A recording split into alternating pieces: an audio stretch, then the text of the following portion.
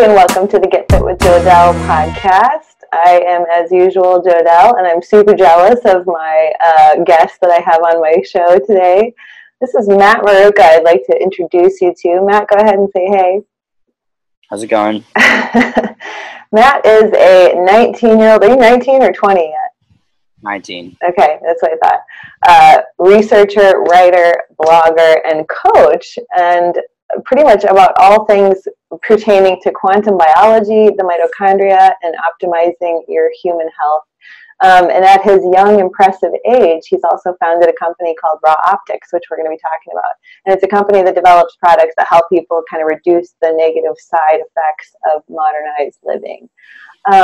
Matt, you are in like a location that I am so jealous of right now because I'm inside a library and it's 32 degrees outside, and you are where? Tell us where you are. I'm in Playa del Carmen, Mexico. Why? I was hanging out with my good friend and mentor, Dr. Jack Kruse. Awesome. And we were in Cancun together for a week at a doctor's talk. He was giving to a group of lens crafters, optometrists, who he was invited to speak to, and I was kind of the liaison. So it was a funny story, but the company I work with who helped coordinate, I was like their coordinator for Jack to kind of be the middleman and make sure everyone was where they needed to be at the right time and so on, mostly just him. And they actually covered my room at this super nice all-inclusive resort in Cancun for the weekdays. That's why Jack comes here. It's very regenerative, and there's more sunlight. And so I started coming here for these member events that he holds, and then I noticed the benefits. I feel really great here for many reasons.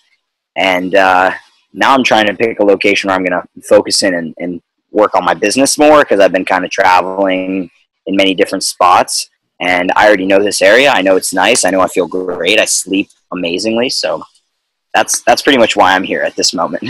Well, and it stands to reason why Cancun is such a popular vacation destination. I mean, maybe people feel like it's just fun to go to, but maybe they actually feel really so relaxed and relieved when they leave there that they have no idea that it's actually affecting their mitochondria too. So that's really cool. Yeah, that's probably the case. I imagine most people don't realize it's affecting their mitochondria, but yeah, so that's why I'm here.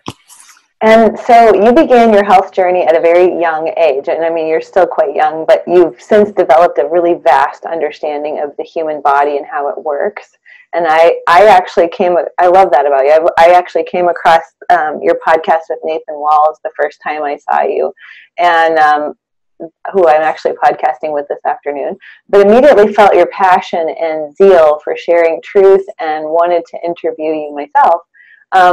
Specifically with regard to the young people of today, I want you to speak to this crowd and why we're seeing so much toxicity with our youth. I mean, I hate to say that, but if we look around, we do see it. It's a different time, and they're so absorbed in technology, and maybe there's something that they're missing that you've actually found with all of your self-discoveries and your studies and your research that you could share with my listeners about, you know, what we can do to help the youth kind of see the big picture in life versus just this, I want to please myself every minute of the day by, you know, these low dopamine hits of going through social media or playing games or whatever. You know, do you get where I'm coming from? Yeah, I do. I'll do my best to answer your question as best as I can, although it's not very specific. But basically, I don't think it's worth trying to convince people my age that anything they're doing is suboptimal. That's like my answer to you. Okay. Maybe it's not what you would expect or want, but in other words, like, I know from being a teenager still that it's pretty much impossible. Like, it's like trying to teach a monkey how to read, you know? Okay. When someone isn't capable of something, it's not going to happen. You know what I mean? Doesn't mean these people aren't capable of changing, so that analogy is a bit far, but given most people's current view systems, they really are like, it really would be like trying to teach a monkey to read. Right. So it's like a completely different angle you'd have to go at. Like, my focus went from, and this actually changed the first time. It's actually funny how this all ties back. The first time I came here 2 years ago, and I've since been back. So I met this dude, Dr. Jack Kruse, and for a listener who isn't familiar with him, he's just an an influential person in my life, so I'm going to mention his name several times. And even the researchers who he led me to were even more important, because it allowed me to see sort of that it wasn't just one guy who was just throwing these ideas out on the internet. There was really something behind these ideas of the importance of sun and light on in our biology. So, but when I came here that first year, I had been following his work and reading the work of the other researchers who he led me to for probably about 1 year and 2 years approximately. So for 2 years, I had been following that path, trying to improve my health. And one of those years was spent on a foreign exchange program. And so it was my senior year of high school when I came down here. And then the year before that, I was basically struggling, trying to figure out how to improve my health with diet. Mm-hmm. So basically it was from my freshman year of high school to my senior year. My freshman year, I was getting really, really bad with health issues that had been occurring since I was growing up, like gut issues, headaches, and allergies were like the three big ones. But also I was really skinny and pale, and I always had like low blood sugar after school. Like I'd be starving. I'd need something to eat if I didn't eat for a few hours. So I didn't know those were issues at the time. Also, I didn't know that sunburning was a health issue, but if you sunburn easily, that's also a health issue actually. And it is. I'll explain why later on.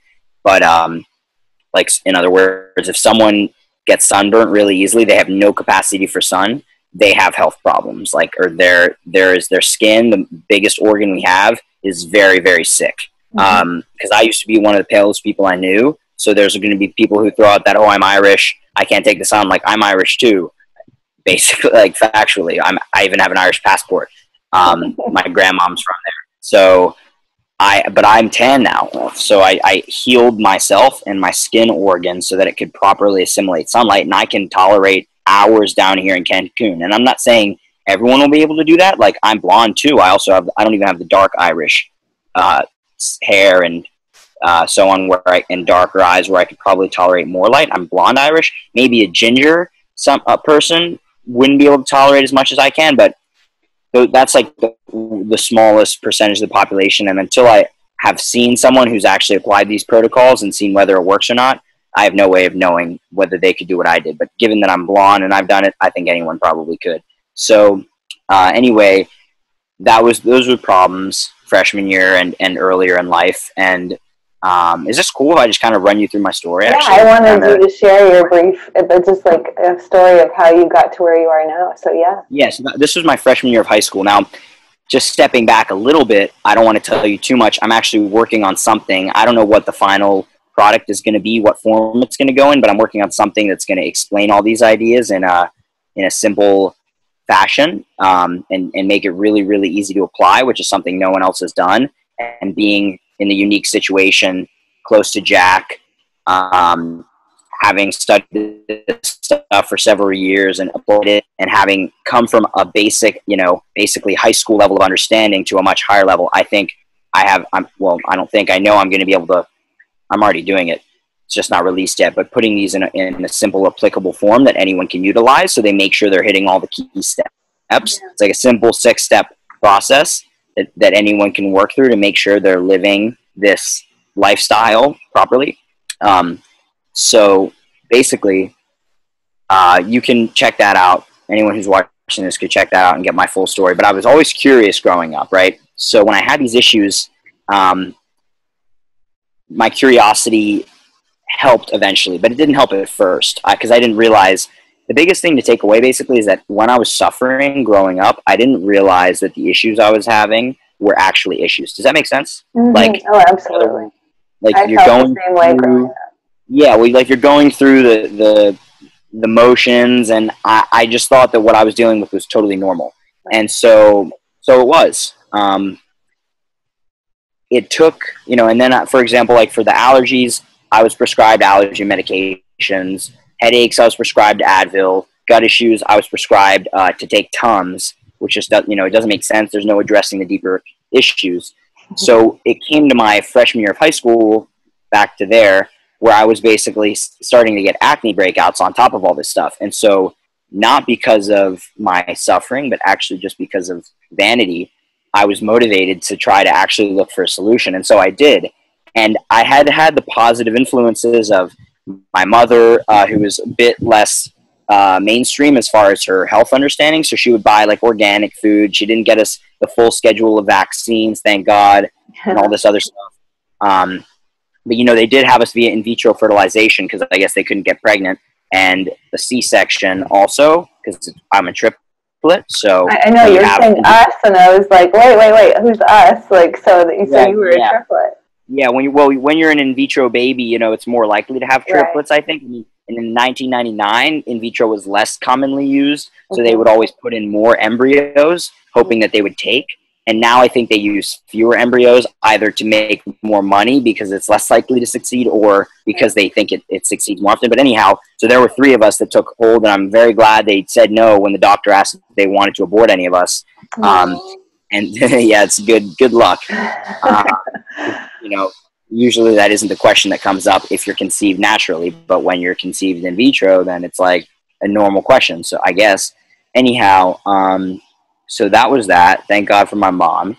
I have a special feeling that if they had chosen to just take 2, I would have been the one gone, or who knows. But anyway, so it's good. You know, it's good that that things go the way they're meant to be. So anyway, when it came to this issues with acne, I was remembering my mom saying that greasy food could cause acne, and I'm still really not sure if that's true or not. Like, I wouldn't say greasy foods cause acne. Maybe greasy, disgusting foods are related in somehow to the issues of that, but now with the deeper understanding about light, I can't say reasonably that it's the cause of getting acne. But the point was that was my understanding then. Greasy foods cause acne. The grease clogs the pores. So it's like, why is it that I'm eating some French fries or some junk and I'm literally getting an acne breakout like the next day? You know, I thought my gut must be damaged because all this oil is just traveling in my face. And so people that maybe who listen to your podcast know what you're going to end up with when you start Googling how to heal a damaged gut. You end up with like Whole30, paleo diet, all the autoimmune protocol. Are you familiar with those diets? Oh, for sure, yeah. So that's what I came into when I was a freshman in high school, and I started these diets, and I really, really tried to improve myself, and I actually felt amazing when I cut out all the junk right off the bat, like all the grains, dairy, sugar, refined oils and stuff, and started eating more real food because I was like a vegetarian growing up too for like 5 years, so I wasn't eating any healthy meats and fats, which was no good for me. So when I did this, I felt great. Then I thought I had found the solution because these paleo gurus, and this is part of the problem that I experienced, the paleo gurus basically teach that their diets are the key to health. Like Mark Sisson says that diet is 80% of health. And so I believed this because I felt such good results right off the bat. So I just assumed that as my progress got less and less and less, and I started to feel worse and worse and worse again, like with energetic issues. Thankfully, I stopped having headaches for the most part. My allergies got significantly better. My gut issues also got significantly better. My gut issues were mostly like really bad gas and bloating when I would eat, which I later learned was probably 100% triggered by gluten. And I mean, not probably, like definitely. But I'm glad I didn't learn that then, because if I had just removed gluten and stopped having that real bad symptom, I would never have been motivated to keep looking deeper and deeper at the root issue of why my immune system was so messed up. So basically, again, like what I did is, because I believe diet was the whole deal, I tried to remove more and more foods, and I would actually feel worse and worse because what I know now is that my body was in, like, as far as I understand, a state of the Warburg metabolism, where cancerous and precancerous cells, they burn sugar only because they've lost the more high-level functions of fat burning, basically a beta oxidation.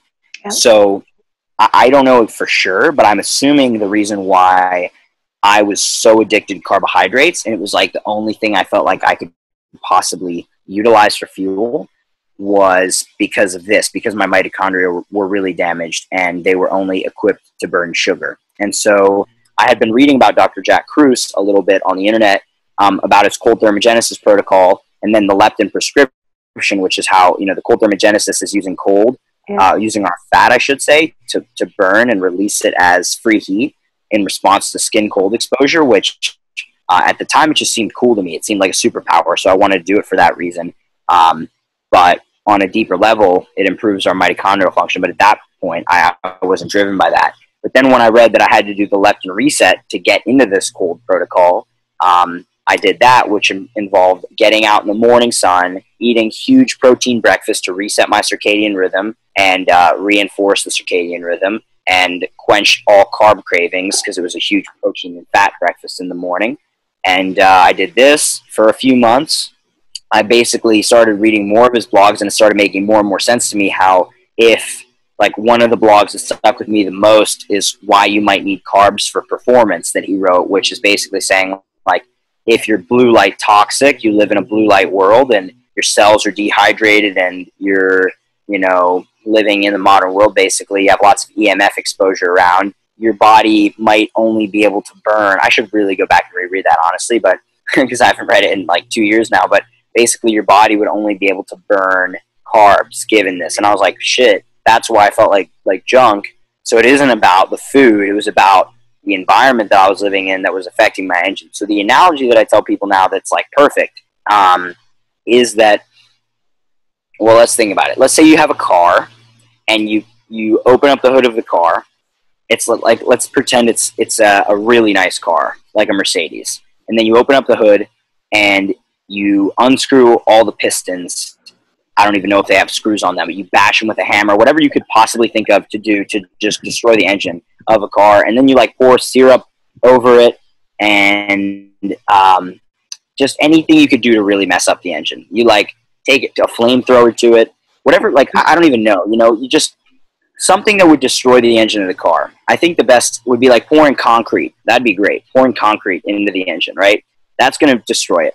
And then you're putting premium gas into the gas tank, and you close the hood and you try to start the car up, and it just blows black smoke and it doesn't move, and it can't take your premium gas to make energy. Would it make any sense to blame the gas for the fact that the car's not working? No. Right? So what the paleo people are doing, and in a sense, maybe not me as an individual, but my story is the perfect story to explain why the food focus is totally misguided. Because I tried the whole thing and then realized, like, oh, actually, my engines aren't working. So no matter how premium my gas is, it doesn't matter because the engines are toast. My engines are toast, which was for many reasons. One being I was born in vitro fertilization, which I think has an issue, presents an issue because I'm conceived and cultivated, I think, the first few days, or I don't actually know how long it is, that the embryos are held in glass before being put into the mom. That would be interesting to look up. Actually, I'm going to look that up now. How long is an embryo? Well, and it's, while you're doing that, it's so interesting the way that you phrase all of this, because I started out as a personal trainer, and then I could only get so far with my clients getting them results. So I got into nutrition, and then I got farther with results, but nothing really panned out to be 100% results that they were looking for. And I'm like, this isn't it. Like, it's not diet. It's not nutrition. There's more to it than this that we're missing. What is it? And so I, like you, had to dig deeper and figure that out. And I think it's really so interesting to me that you did it at like 19 or 18 or even earlier, 14, when you were talking about like what really brought you to it.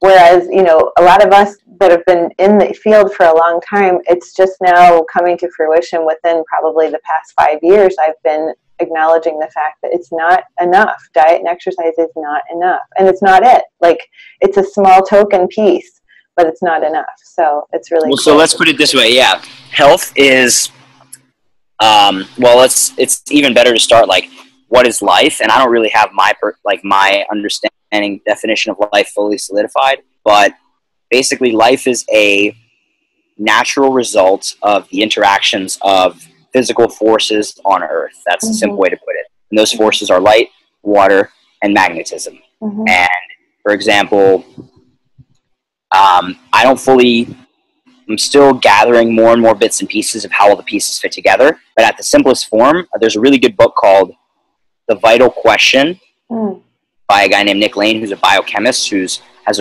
pretty much the leading theory on the origin of life in the alkaline hydrothermal vents at the bottom of the ocean somewhere. Mm-hmm. So basically, the way that life began was there are molecules in the universe that want to react, but sometimes they won't react unless there's a little bit of an energy input. And once that energy is input, then those two molecules can react and get to a more satisfied state. But they can't get there until they've already reacted. And the only analogy I've thought of for that so far is like a little girl who wants to go down a slide and like get that rush of going down the slide. But in order to go down the slide, she has to get up a little further. Like she's halfway up the stairs. She has to get all the way up the stairs to go down the slide and get all the way back down to the ground, you know? Mm-hmm. That's the best analogy I could think of. There needs to be that little push before the full thing can be captured. So this process was happening in these geothermal vents at the bottom of the ocean. And over time, I mean, I would recommend reading this guy's book to really understand the physics of it more so. But the part where it got more and more interesting was when I started to realize that basically what life is satisfying molecules on Earth. So basically, like, all molecules want to be molecularly bonded in such a way that they are satisfied, right? That their configurations of their electrons are satisfied. That's like, even in physics, that's the term they use, is just satisfied. And that's why, as far as life goes on a macro level, the thing that is really, I think, rather than being happy, I think a good goal is like satisfaction, maybe more than happiness. And satisfaction comes from having something that you're going after, having goals and having things like that. But anyway, back to the physics level. These molecules want to be satisfied. So it's almost like the energy flowing through these vents was like an initial spark. Think about like the Malibu wildfire. There was one single spark, probably from a power line or maybe from 5G or something, who knows? Yeah. But that single spark lit up a pretty big brush fire. And that brush fire on not last Friday, but the Friday before that, Friday morning or Thursday evening, it jumped over it spread, and then it actually jumped the Highway 101, which is freaky when I read that. Because, like, I know the Highway 101, it's 6 lanes. That is not a small highway going from Los Angeles to Santa Barbara. It's gigantic. And this fire jumped that highway. And once it jumped that highway, it was on the path to absolute destruction. I mean, I lived in Malibu for a few months since May, and I was actually away for 2 of them, the driest, hottest months. But I would drive around and think, "Man, this place is so dry. One little match could literally burn this entire mountainside." And the scariest thing was when I was reading it, and they were saying, like, this fire could burn the beach. This spark was just a slight increase, and it broke what they call an energy barrier, right? This little spark that lit that fire. And then once that energy barrier was broken, what happens in a fire is it's the combustion reaction, which is actually, interestingly, the same thing that happens in our mitochondria, but it's free in nature. So basically, in a combustion reaction, hydrogen from plants and organic material is reacted with oxygen from the air. You know how if you cover up a candle, it goes out? Why? Because there's no oxygen left to react with the hydrogen and release all that energy. So this is where it gets really interesting. What happens when you put together hydrogen that's part of these sugar molecules that make up all the plants that were burning, all the brush that was burning? That's starch, or cellulose starch, which is just a polymer of sugars, which is C6H12O6, carbon, hydrogen, oxygen, right? So the carbons and the hydrogens are the ones we're most concerned about. And so oxygen from the air begins to bind with the hydrogen in those sugars. And what does that make? It makes water. So that's the result. And this was all evaporated, obviously. And you could see a lot of it evaporating. I'm serious. When I was looking all the way from Santa Monica, the smoke clouds were insane. I was like, holy mackerel, Malibu's on fire. People who were in the fire told me it looked like it was nighttime in the middle of the day on the beach, and there were animals and all this stuff. Anyway, the point is that, though, that little energy input can break that energy barrier and allow that reaction of hydrogen and oxygen, creating water, to spread everywhere it possibly could. So, and that's kind of the natural cycle of matter. So our mitochondria take oxygen from the air, just like a fire does, and hydrogen from plants, just like a fire does. and we react the two together in our mitochondria, and we make water, which is the chief function of our mitochondria before energy production, actually. And this is just a side note, but I learned this from Dr. Boros, who's a researcher on deuterium, which you may have heard of. But he talks about how, for example, animals in the desert, like lizards or snakes, they don't need mitochondria to make energy because they get plenty of energy from the sun, more than enough energy. They need their mitochondria to make water. So all the food that they're eating and the hydrogen on the food is being combined with oxygen from the air. They're harvesting the hydrogen off the food and mixing with oxygen from the air to make water. And the energy is very irrelevant in there. They'll take the energy that's made from that process, but the majority of the energy comes from the sun. That's pretty much the case with most cold-blooded animals, like reptiles. They bask in the sun to get their energy. They use the food they eat. I mean, yes, they use it to build themselves, the proteins primarily, but they use the rest to make water. So anyway, the key question where this came from was, what is life and what is health? Because you're saying you learned that diet wasn't enough for health. Well, right. In that period, in that whole description I just gave, there was no mention really of food. I mean, well, yes, there was. The food was mentioned as hydrogen harvested from the environment, right? But our mitochondria, they're tuned by sunlight frequencies. So we receive sunlight via our blood. So our blood, when we're in the sun, UVA light triggers our skin to release this stuff called nitric oxide, as far as I understand, and it brings our blood vessels to the surface so that our blood can be irradiated by UV light. That's what Dr. Kruse's talk was about to these eye doctors. And they're a very tough crowd because they all work for lens crafters. They believe that UV is bad and all this stuff. But basically, sunlight is what makes these mitochondria work efficiently, and it can actually allow us to make energy without using food, and two, it basically keeps the function of the mitochondria working optimally. The point of this whole spiel is that health or life is much deeper than food. Life is a complex interaction of these physical forces on Earth, these different chemicals, molecules, and then the forces of magnetism and light and water. And health is when we're able to do that process particularly well. So the question is health, in my view, going through that whole description, is how can we do the best job of satisfying hydrogen and oxygen together, or basically living, for as long as possible. And does that make sense? That's kind of what health really is, right? And yeah, because I think what I want to call it is the law of connectedness, because it's everything is connected and we need that connection. Like you were saying with the two molecules that have to come together and they need an energy to do that. And I think in life it's just like why we're in the sun, we need to be connected to that. Why we ground our bare feet on the earth, we need that connection. But I also think that modern society, and especially young people in general, have kind of not been brought up like that. They've been brought up indoors now instead of outdoors. They've been brought up to be behind screens instead of outside in the sun. And so yeah. I think we're missing the law of connectedness, really. That's a really good way to put it at a simple level.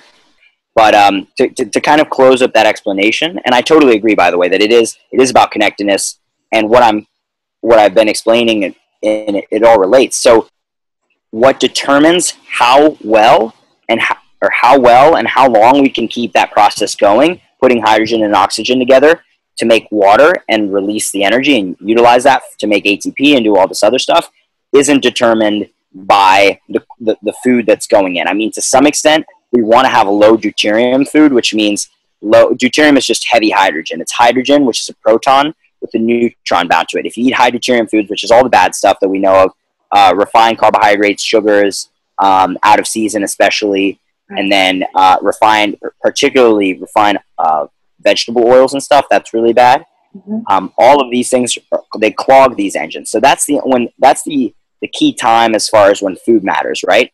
But functionally, think of it like things going into a processor, like we said, into the engine. The thing that determines how well the engines can function and stay together and connected, like you said, is our connection barefoot to the earth, getting the effect of the magnetic field on all of our mitochondrial proteins and all this stuff. and then being in the sun, getting that benefit too. So anyway, that's a pretty thorough explanation of why saying that health is just a result of diet and exercise. It's missing all of the actual foundational pieces that address what is life and what is health as a result. And so my goal as someone who's trying to optimize health is optimize the processes that allow me to put together hydrogen and oxygen to make water and then release energy as long as possible. And I've done a lot to damage that growing up. So that's a fun tangent. But well, anyway, you know, I found that in vitro babies are conceived 2 to 6. I was conceived, I guess, probably held under blue light for 2 to 6 days. So that leads to problems. Anyway, so if you have any questions that have come from that, please ask them.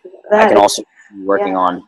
That's so fascinating about like how you just brought up the point about being under blue light for 2, because people don't think about that with in vitro. They would think about, oh yeah, you were made in a little lab and put in your mom. Yeah, what's so big of a deal about that? How could that have harmed your health? But really, yeah, the first few days of an embryo's life shouldn't be under blue light to have optimal health. So that's why I have to do this. I have to get as much of this on my eyes. Yeah, and so for that reason, it's like there are ways to help ourselves, and especially I still want to touch on young people in general too. There are ways to help still be a part of this modernized society and do the things we're getting to the young people for sure. What your peers are doing, but like, what do you think the biggest problem is facing young people today? As far as like, what would your opinion be on that?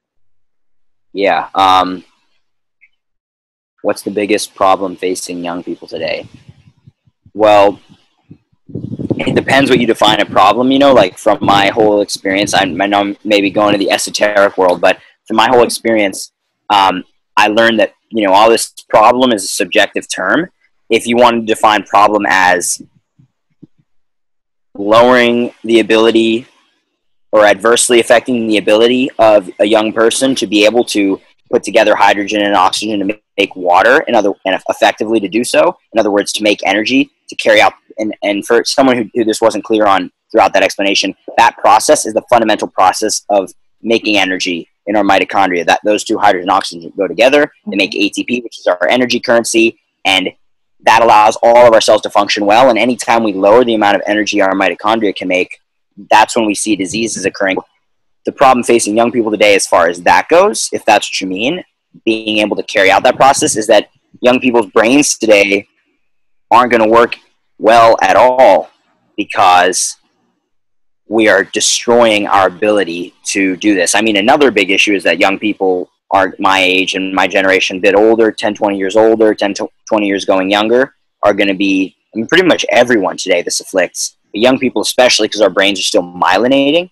That's why it would be particularly negative for us. Like if you're over the age of 30 as of this recording, like you missed the worst of it pretty much. Like you made it through before things got really bad. So your brain's fully myelinated and you'd be pretty good. But anyone under the age of 30 is kind of screwed to some extent if they don't know this information. And then, or at least as far as their brain function and fertility goes. But those are the two biggest problems you'd expect to see. Well, yeah, and that's what school shootings like. Go crazy, and mass shootings and depression, anxiety, and so on. It's just going to get worse and worse and worse because of this issue.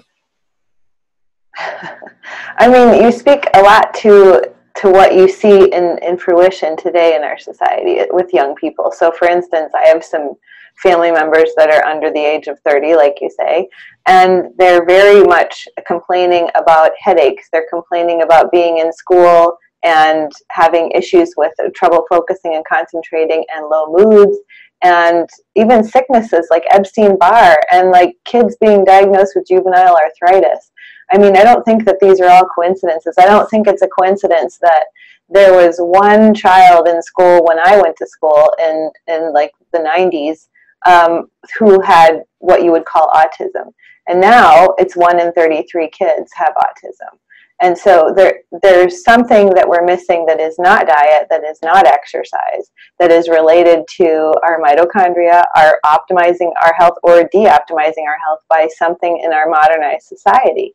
And I think a lot of that with young people too has to do with low dopamine. So what do you feel about that, like with regard to the dopamine that we're not creating due to our lifestyle? Yeah, well, low dopamine, as far as I understand, it's like, I guess what we could say dopamine is a proxy for sunlight, from what I learned recently, talking with Dr. Kruse. Basically, these molecules like dopamine, what I call them now, with my understanding, and he already kind of knew this. When I made this analogy, he was like, all right, yeah, that's a valid analogy. That makes sense. Because for me, this is like the way to understand it is that these molecules, like dopamine, melatonin, serotonin, they're molecules that actually receive energy from sun going through our eyes into our brain, and they carry that sun information and use it to carry out certain tasks in various places, right? So it's like they're sunlight's messengers in our brain, these molecules. So when we don't have sunlight to regulate that process, then we're going to have problems related to dopamine, which does a lot of important stuff related to mood. And I think like Parkinson's disease, if I'm not mistaken, it is like a total deficiency of dopamine, and basically the body starts falling apart. So dopamine is more than just mood. It helps with like regulating certain neurons and various things without much about at this moment. But basically, I know that when we hide from the sun, we're going to have low dopamine, we're going to feel like junk, we're not going to be able to see these trends occurring around us, which correlates that decomplexifying of the neocortex. Yeah, we're just going to run in circles trying to get better and better. So anyhow, yeah, that's the deal of low dopamine. But with regard, I mean, are you seeing that in your peers or kids like around your age? I shouldn't say kids, but I mean like young people around your age, like that are not doing the things that you're doing, that are not mitigating the damage. Are you seeing it like I am? I mean, I just know that I don't like spending time with most people my age, because most people my age are just like not people that I connect with. Okay. I mean, yeah, I can say that most people my age, I visited a few colleges and friends at colleges, and like that's one thing I can say for sure is that everyone's like addicted to pot, but most kids like definitely want to smoke pot.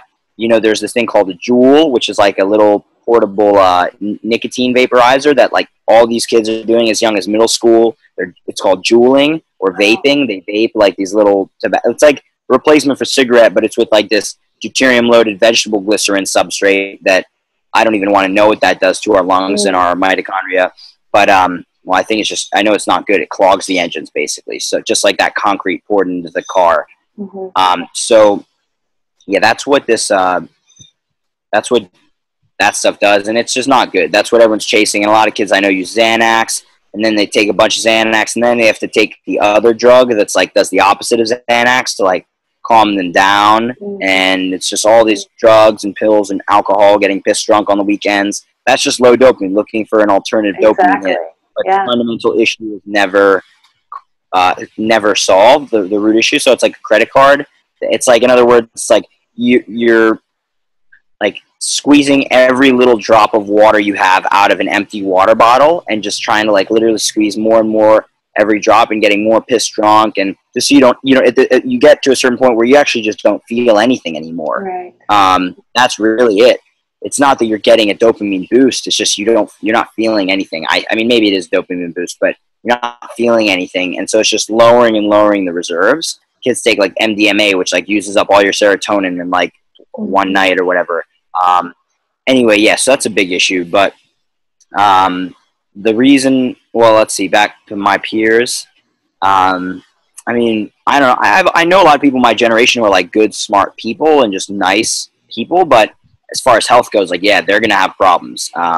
Most people at the young age can fly through life and not have a lot of issues, but I already know a lot of kids, most kids I met during just growing up are like either really skinny and unhealthy looking, or like sickly or overweight.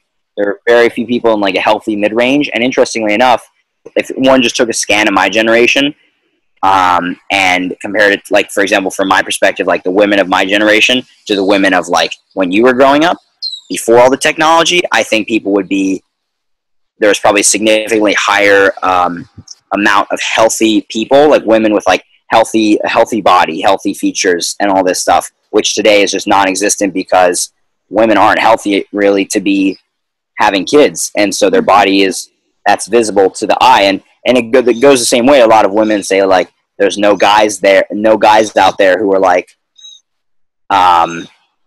fit, you know, who seem like real good dudes to mate with or whatever, who are just good dudes or whatever. And healthy women want, with properly functioning hormones and so on, seek a male who can be dominant and strong and protective. That's just biology, right? To protect and ensure the survival of her children. And so that doesn't exist as much either, like guys who are confident and strong. And this also relates to this health issue. Like if your brain doesn't work well and your neurotransmitters and everything's destroyed, you can't really be a strong person and radiate that confidence and energy. So anyhow, that's another issue I would say I see in my generation. People just look less healthy, and because they are, and people are going to have all kinds of basically people are going to have all kinds of diseases. Like, I don't want to be seeming like I'm an alarmist, but the rates you already said, they're higher, of all these arthritis, blah, blah, blah. That's it. It's common. We don't know the research that's not there because there hasn't been enough time to know what the technology and the modernized living, everything being smart, everything being smarter than us always behind blue light. We don't know what's done to this generation. And it's not just this generation, because I was born a little bit before a lot of heavy technology, but then there's people like Jack Kruse who said, he grew up without all of that, but yet we're still exposed to it now, so it's damaging us now. So there has to be stuff we can do, and I want to know, like, for those that are listening that are kind of new to this understanding of, okay, I want to live in modernized society, but I guess I need to know what to do to mitigate the damage that I can't always be in control of. Because you can turn off your phone, like I have mine in airplane mode when I'm not using it. You can go out and not be around Wi-Fi every freaking minute of the day.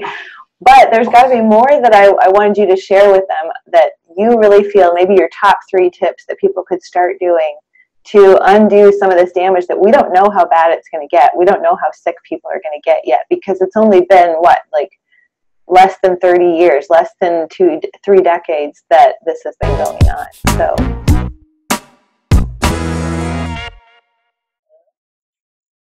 all right, so we took a little break. I wanted to be outside, so I'm outside now, and I can be a little less jealous of you. They're still very cold here, but oh well.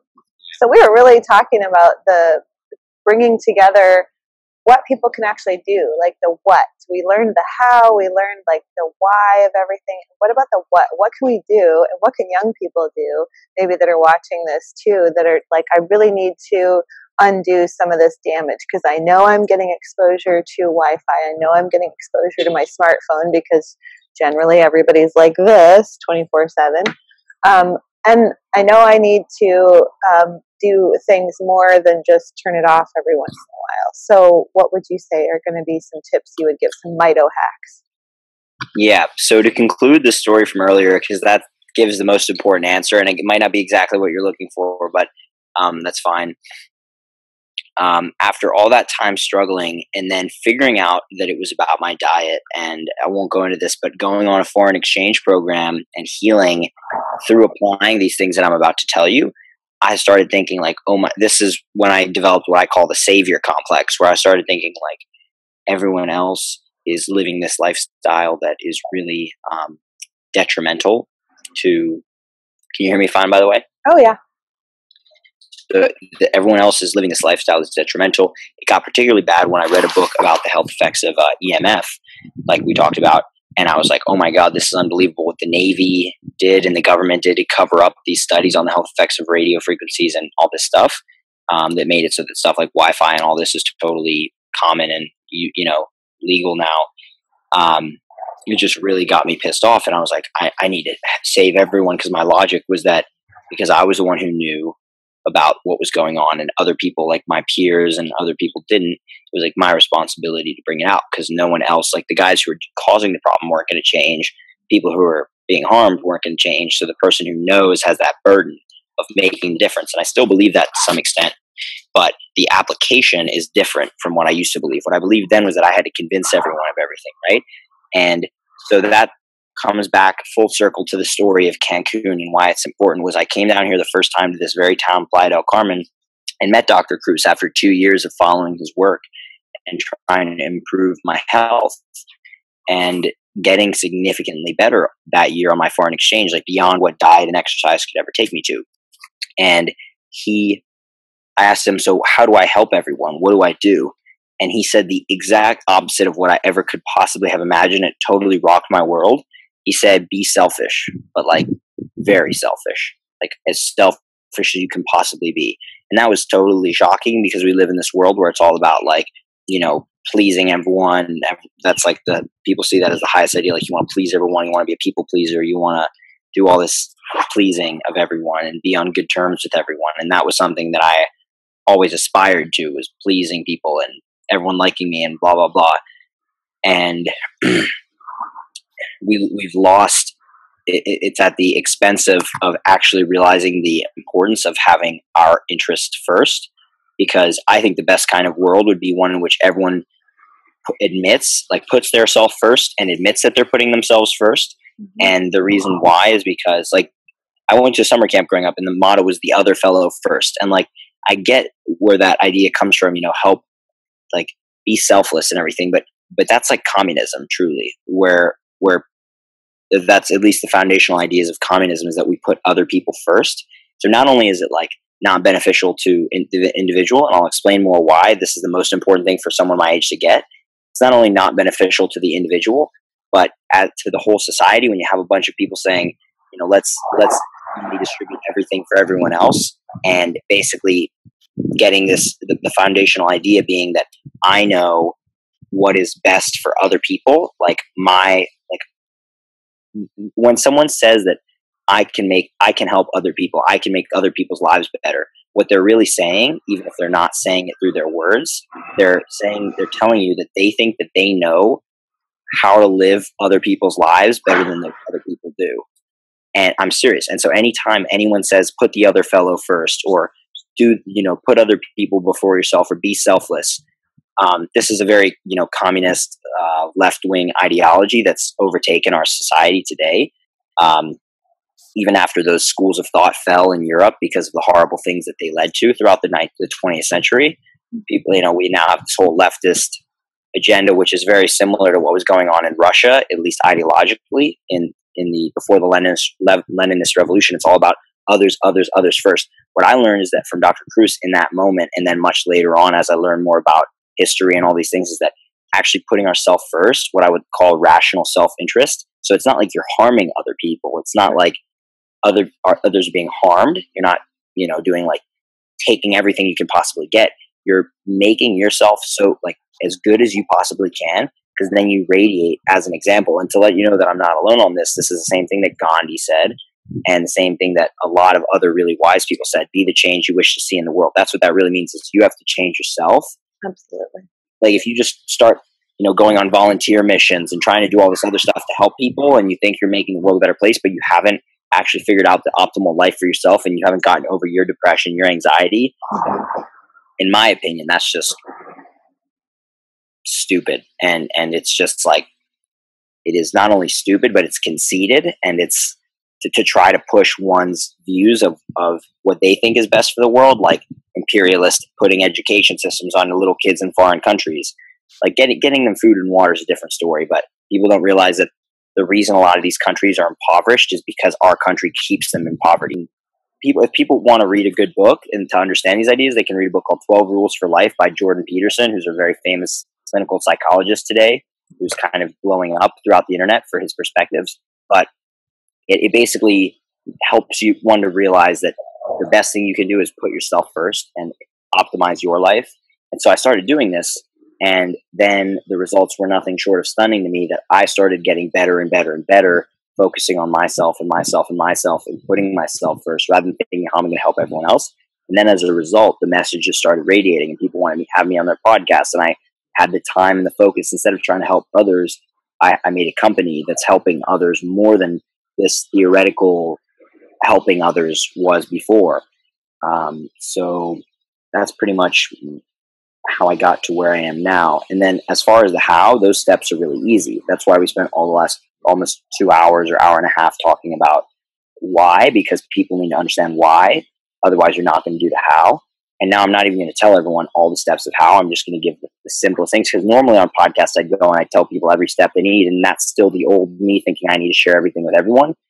And it needs to be simpler. So the first thing you do to optimize basically it's all about optimizing our sleep primarily, this whole thing. Sleep when we regenerate, and we want to capture as much of the good stuff as we can during the day while we're awake, and then regenerate as best as we can while we sleep to integrate it. So for people to get the biggest benefit right off the bat, if they want to do this, the first thing you would do is you would start waking up, and even if you need to set an alarm, you would do this. You'd wake up every day at sunrise and get that increase of light from when it's still almost dark to when the sun is rising. And the best is if you can live somewhere or get up on a hilltop, somewhere high where you can see the sun, or just a clearing of a river or a lake or a golf course where you can see the sun rise over the horizon. Now, a lot of people, like where I'm from, Philly, you don't see the sunrise because there's clouds. But just being awake and being out as the light levels increase, that's really good. It's like the quote, early to wake and early to rise makes any man healthy and wealthy and wise. That's just like with the Hippocrates quote. It doesn't mean it's true just because someone said it in the past. I believe that is true based on the evidence out there. So you want to be getting up really early. Again, using an alarm if you need to start resetting your circadian rhythm. Eating a big protein breakfast can help to reinforce that. That's why a guy like Dr. Kruse doesn't recommend fasting in the morning like the most intermittent fasting people do. He recommends you're going to fast, eat your last meal at 2 p.m. or 3 p.m. and then do 16 hours until, what would that be, until 7 a.m. Right. 3 p.m. to 6 p.m. instead of whatever else people are doing, 12 to 8 or 8 to 12, I should say. So that's good stuff. So watch the sunrise every day, or just be outside in the morning sun and spend, let's say, if you're watching the sunrise and you actually live somewhere where you're lucky to be able to get the sunrise, like I am right now in Mexico, you want to spend like minimum 15 to 20 minutes getting it inclining, but that's because I'm in Mexico. The UVA comes out and then basically has the next level of effects beyond what happens when you first see it rise very quickly. But if you're high, like where you are at a high latitude where it's cloudy and cold, where are you located? Missouri, Southwest Missouri. Okay, yeah, exactly. So like you're going to have, you're going to have to wait longer till the UVA light comes in to get the benefits of that. So you might need to spend like an hour or two outside to get full benefits. But if you can only afford that 15, 30 minutes, then that's what it is. But you can't afford not to get the full amount, to be honest. So I would say as much time as you can spend outdoors, do that. But for example, just to give you another perspective, this leading researcher in the world of the benefits of sunlight and the effects of light on health, his name's Alexander Wunsch. I met with him in Germany over a year ago, and he told me that he thinks humans need, I don't want to misquote him. He said, I think it was a minimum of 1 hour of unfiltered sunlight exposure per day, but I almost want to say it was like maybe 2 or 3, like somewhere around that range. So 1 to 3 hours, like you want to be getting sunlight exposure. You don't at least 10% of your day. Come on. Yeah, exactly. So, and then that's 1, getting that sunrise. 2, and being outdoors during the day. And then 2 would be watching the sunset. So being outdoors if possible while it's declining. This isn't as critical as getting in the morning, but it's also very beneficial. But more than anything, wearing blue blocking glasses once it gets dark outside and artificial lights start coming on to protect your sleep. So I make these ones called through my company called Raw Optics, which, there's some other companies out there pretty much making them with the same tint. We're transitioning away from our tints, though. We're going to be using new higher technology lenses that are beyond tinting pretty soon with a new website in about a month. Our new website will be on rawoptics.com. We're currently at .io. So anyone can enter their email on .com to get an update of when our new site launches. That'll be very cool, but I can't make any guarantees of when that'll be ready. But most likely, crossing fingers, before the new year, before Christmas season even. And then, so people would, basically these glasses, they block the blue frequencies of light that are the ones in the sun that our brain looks for to know whether it's day or night. So ours happen to block the right frequencies. And the key thing is that we have attractive, stylish frames that people can get. And so that's the biggest benefit, so that you'll actually wear them. And yeah, that's really cool. And then we have these new day lenses launching. Like our current day lenses, our night lenses have like an orangish, reddish color to them. But the day lenses we have currently are like a distinct yellow, and they block a huge amount of blue light. The new ones we're offering are really cool. They're going to be basically almost clear, not fully clear, but almost clear. So you don't really, people don't really notice that effect, but they still have a huge impact. So that's going to be something that's going to be able to cater to a much wider market of college students, people who don't want to have a yellow noticeable lens. That's going to be awesome. And again, that'll be live at rawoptics.com. We're working with one of the leading blocking lens manufacturers in the world to get these really high-tech lenses. So I'm very excited about that. And then, so that step one is the sunrise. Step two is wearing these glasses. Again, the reason I started the company was because I couldn't find attractive ones. So that's just the deal, that do the right thing and are attractive. You can find somewhat decent ones on Amazon, but usually they don't block the right frequencies. Like the ones that you had, they're like clear lens, right? You have there? I have the day glasses by Swanwick. Exactly. So you need to email them and ask them what percentage of light they're blocking at 455 nanometers. Okay. This 455 nanometers is the peak that's emitted by a screen. And I haven't tested those exact lenses yet, but my guess is that they're blocking almost nothing at 455 nanometers, which is the problem with almost all the other lenses on the market today, that are clear. So in other words, like most clear lenses on the market, clear lens blue blockers, a lot of people sell them. They block some blue, but the key thing is that blue is a wide spectrum of colors. Right. The blue emitted by our screens and devices and LEDs is at 455 nanometers. It surrounds there from about 440 to 465. That's where that spike is. If you look at a spectral curve of an LED, most of the lenses on the market, except the ones from the manufacturer I'm working with and one other one that's out there, which doesn't even block as much, they're blocking 100% or 50% up to about 440 nanometers, but nothing into that further range, because then there's a little bit of a color effect because you're removing blue light. And so you have the complementary color of blue, which is yellow, and you're getting that, maybe it's orange, but it's in the, actually I'd have to go back and think about that. But basically when you remove blue, yellow is the color that you see. That's just based on the physics. So if you don't have a slight yellowish, greenish, grayish hue, you're not really reducing it that much. So just because there's a blue reflection coming off your lenses, that's just a scam. Not a scam, but it's like a marketing ploy. It's an anti-reflective coating that has the color blue, but it doesn't mean any blue is actually being blocked. It's just making a blue reflection. So.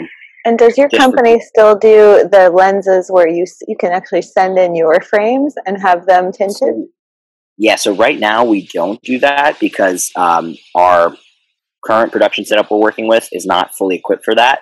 So it was just it wasn't moving as smoothly as we'd like it to. I wanted it to, but we will be re-offering that again with our new site, rawoptics.com. So that's the best, I think, that people can send their own frame and get any style you like. The thing is, it won't be super cheap because we take on a lot of risk when people send us expensive designer frames, because, if something were to break, because the optical lab processes are pretty rigorous. So one of the things we'll make sure but requires that people only send us a new frame. And again, we can't know for 100% sure if it's new. I mean, it'd be best if it's like still in packaging and everything. But because if it's not new, like people will send used frames and older used frames and push the boundaries. And these can be easily broken, even if someone's being very delicate and gentle. So it'll be like a white glove, send your own frame service for a good price. But again, there's a lot of celebrities who have done that and people like that who want that. So we can do that. And then let's see what else we've got as far as the steps. So that's one is get the sun in the day, wear blue blockers at night, and even better, use minimal lighting so that you get more tired. So, if you can, turn off the lights in your house and replace them with candles, or like red incandescent bulbs that you can get on Amazon with like a ceramic coating on them. So those are two of pretty much the most important things. There's really others like that light cycle out, like really getting what you do all day determines your night. So like getting that sunlight's going to determine how well you sleep, but also mitigating that light at night, like with the blue blockers and stuff, that's really going to reset that whole light cycle. So again, yeah, like there's other steps that I can tell people about, like how to improve the quality of the water in their body. Like, you know, yeah, you can drink better quality water. I won't make that like one of the key steps now, but that is key. And then there's other things about how to improve your ability to absorb sun. Like I mentioned, how to go from being easily burning to tanning. But I'm going to have people check out the thing that I'm working on. And I don't have a name. I'm not going to share the name for it yet. I think basically, I know what you're talking about because I heard it on another podcast. So, exactly, but I won't say anything. But I don't even know if it's going to take the same form that I was referring to previously. It's a lot of stuff is changing because my ideas, I have one idea, but then it's like, oh, this is going to take a lot more time than I expected. So we're going to see. But I would recommend that anyone go to either rawoptics.com and enter your email because we're preparing things there, or go to mattmaruca.com and enter your email there. That's more stuff that's specific to me and what I want to be teaching people. And then, yeah, so that's the good stuff. I mean, there's other things I could share that people could do. Like, yeah, you can avoid EMF, and I'll go into much more detail in that in like either the book or whatever else form of content that this will end up being that I'm working on. Cause I want to find the best way to share this information with as many people. And the key thing is that I'm not going to stop on, because if I make it up to be a masterpiece in my mind, then it's going to take too long, and people need this information now and really soon. So, yeah, those two things are pretty much the best you can do. I mean, definitely like don't use your phone up to your head. That's like just a key thing. Turn your Wi-Fi off while you sleep, turn the circuit breaker off as far as lowering EMF exposure, but I'll go in much more detail in that in my book or whatever form that takes coming up. So, yeah. And you have a really good, set of blogs too. I've read some of your blogs, and I actually wanted to quote one thing that you had in your blog. And I actually put this as a quote on my Patreon page today because I was podcasting with you. But it says, changing the world doesn't necessarily happen when the circumstances become right. They will likely never align with what we see as ideal. Every single moment in our lives is an opportunity to change the world. And I love that. And I loved what you were saying about being selfish, although, yeah, most people are going to agree that doesn't make sense, except for when you think about the term, well, a lot of people won't, though, until they realize, you know, that even the Bible said something like, love your neighbor as you love yourself. How can you love other people and care for them and that's exactly feel without loving yourself, you know? Yeah, and exactly. So, you can't. That's perfect. Thank you. The Bible has so much wisdom. Like there's a scripture, Malachi 4:2 says like healing power in the sun's rays. Like the Bible says that. Like it's so cool that. Yeah, I'm a huge fan of the Bible. Yeah, that'll turn more people off. But this book I read by Jordan Peterson, 12 Rules for Life, that I mentioned. He quoted the Bible at length in that book, and I was like, basically reading, I was like, damn, I should really read the Bible, because I mean, I'm already open to spirituality from all the science I've learned about our light and magnetism and electricity in our body that connects to basically, or can at least connect to the electromagnetic fields present in the universe. Yeah. And this will be in much more detail in my book. I'll just call it my book for now because I'm not sure what form. I might make it into a video series. We'll see. You'll see when it comes out. But basically, I'll talk about this guy, Dr. Doug Wallace, but he basically researched mitochondria, and for a long time he has been, and he found that when our mitochondria don't work well, that's when we do have these diseases occurring. Like if it's a certain level of dysfunction, we have diabetes, and then another level of dysfunction, we have Alzheimer's or cancer or one of these other diseases. Whereas if they do work, then we don't have any of these diseases. Yeah. So he told me that all throughout history, people used stories to basically understand like the way the world works. Like we're just trying to attempt and understand reality, and the key thing is we're trying to notice trends and patterns. And I don't even remember again how that related to his thesis of mitochondria, or if it was just a separate anecdote he was describing to me. But that's like, we're still not that far beyond that point. We might think that science is helping us to, you know, go beyond religion, but fundamentally, like anything related to the origin of life is still speculation. and there's a guy who wrote a book about this called Cosmo Sapiens. You can also put that in the show notes. Yeah. Anything related to the origin of life is just pure, not scientific. And the reason why is because for something to be scientific, it has to be falsifiable. And anything related to like the Big Bang is not falsifiable. It's just a set of computer numbers and things, and like models on a computer that are not falsifiable. You can't run an experiment to test whether or not that happened. And therefore, this guy in this book, Cosmo Sapiens, makes it very clear that they are just speculation equal to that of religion. Literally, not like any less or any more because they're on a computer model, like the same as far as science goes. And so people who claim, oh, I believe in science, I don't believe in the Bible, or I don't believe in religion. Well, your religion is that science can answer everything, which is wrong. I mean, it's just like anyone who says that they believe in science and not in religion announces themselves as an idiot.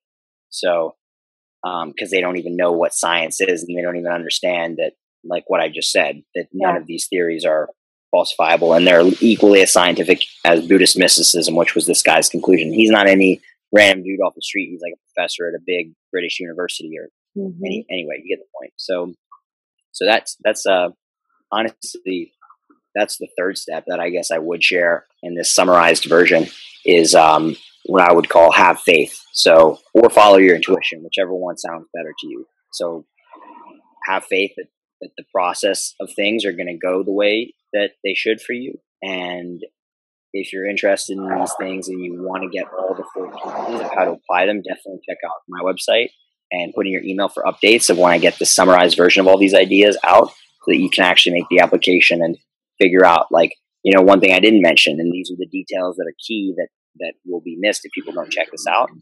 For more information, wear sunglasses, watch the morning sun, for example.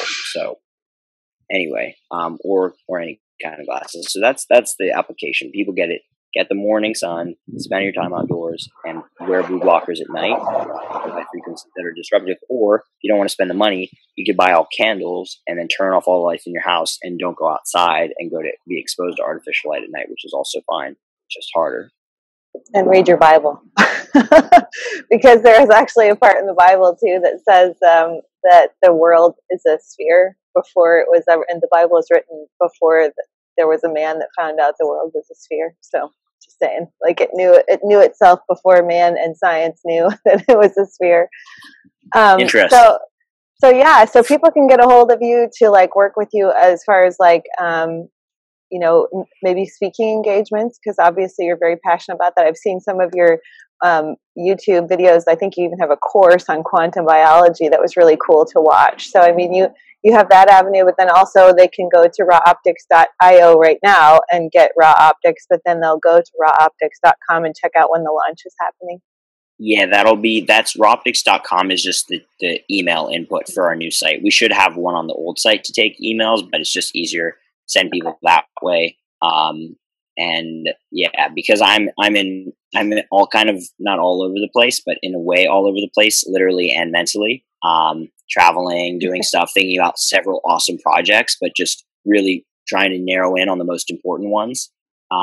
Yeah, it takes one squirrel brain to know another squirrel brain. So I feel your squirrelness, because it's like we have a lot of ideas that have to be moving around. So yeah, well, I'm sorry, but I'm gonna have to be leaving you behind on that one, because I am not gonna be like that much longer. So I'm trying to get rid of that part of myself. But it's been really, really nice to chat and share, and I hope your listeners find this valuable.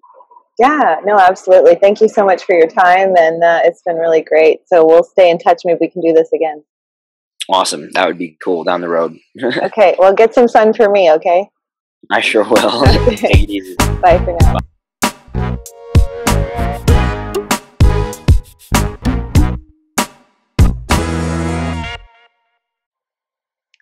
Try a pair of Raw Optics for yourself and use code GETFIT to save 10% off your purchase. Visit rawoptics.io today and enter code GETFIT at checkout and get those nocturnal red ones. They're really groovy. So do you ever drop an F-bomb? I know I do, but I drop one in a healthy way, and I get them from dropnfbomb.com, and you can get yours and save 20% with my promo code GETFIT, GETFIT, all one word. And that's going to save you 20% off. And these are handy dandy little nut butter packets if you like nut butter, or oil packets to take on the go with you. They have MCT oil packets, they have avocado oil packets, which I love to healthfully fry things in and add to salads and stuff like that. So check them out, dropnfbomb.com. They've also got some really cool t-shirts there. I personally like the one that says fat on with an exclamation point, so that's pretty cool. So check them out, get your code, and go today to save and drop an F-bomb in a healthy way.